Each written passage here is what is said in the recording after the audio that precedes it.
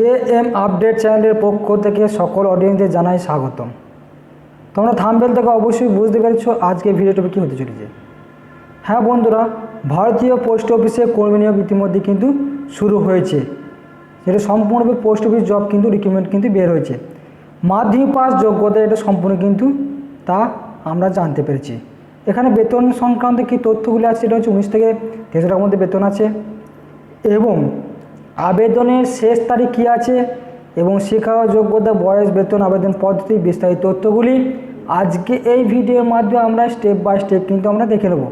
তার আগে প্রত্যেককে বলা রাখি, এই চ্যানেলে নতুন সদস্য হয়ে থাকলে প্রত্যেকে চ্যানেলটিকে সাবস্ক্রাইব এবং পাশে থেকে বেল আইকনটি ক্লিক করে দেবেন এবং পাশে অল নোটিফিকেশনটি অন করে দেবেন। তাহলে সবার আগে নিত্য নতুন আপডেট অর্থাৎ যে জবের নোটিফিকেশন বের হবে সেগুলি সবার আগে কিন্তু পেয়ে যাবেন এই চ্যানেলের মাধ্যমে। ভারতীয় গ্রামীণ ডাক বিভাগে মাধ্যমিক পাশে কর্মী নিয়োগ কিন্তু শুরু হয়েছে ইতিমধ্যেই। ভারতীয় পোস্ট অফিসে মাধ্যমিক পাস যোগ্যতায় নতুন করে কর্মী নিয়োগের একটি বিজ্ঞপ্তি প্রকাশিত হয়েছে। এখানে পশ্চিমবঙ্গে যে কোনো জেলার স্থায়ী বাসিন্দা হলে আবেদন করতে পারবেন। ভারতীয় ডাক বিভাগে কীভাবে আবেদন করবে, আবেদন করার জন্য শিক্ষা যোগ্যতা, বয়স, বেতন, আবেদন পদ্ধতি, নিয়োগ প্রক্রিয়া সব বিস্তারিত তথ্যগুলি আজকে এই ভিডিওর মাধ্যমে আমরা তা জেনে নেব।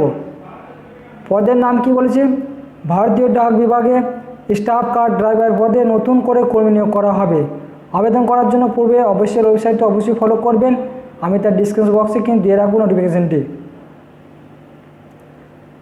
বয়স সীমা কী বলেছে এখানে, ভারতীয় পোস্ট অফিসে আবেদন করার জন্য চাকরি প্রার্থীদের সর্বোচ্চ বয়স 56 বছরের মধ্যে হতে হবে, তাহলে আবেদন গ্রহণযোগ্য বলে কিন্তু জানিয়েছে।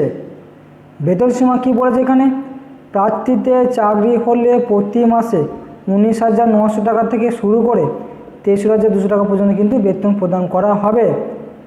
ভালো পরিমাণে বেতন রয়েছে এই সুবর্ণ সুযোগের চাকরিটির ক্ষেত্রে। শিক্ষা যোগ্যতা কী বলেছে, যোগ্য প্রার্থীদের ন্যূনতম মাধ্যমিক পাস ডিগ্রি অর্জন করে থাকতে হবে।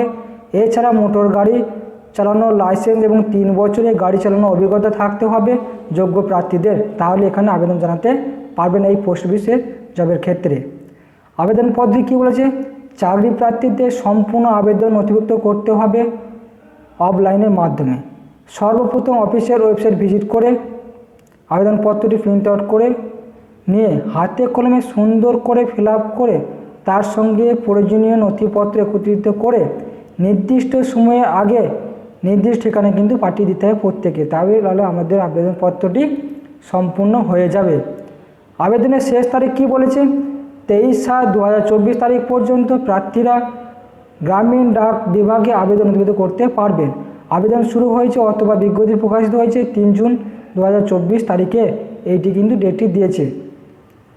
এই যে নোটিফিকেশন লিঙ্কটি দেখতে পাচ্ছেন, এই লিঙ্কটি ক্লিক করে আপনারা সরাসরি অফিসিয়াল নোটিফিকেশনটি দেখতে পারবেন, ওখান থেকে আরও বিস্তারিত তথ্যগুলি জানতে পারবেন।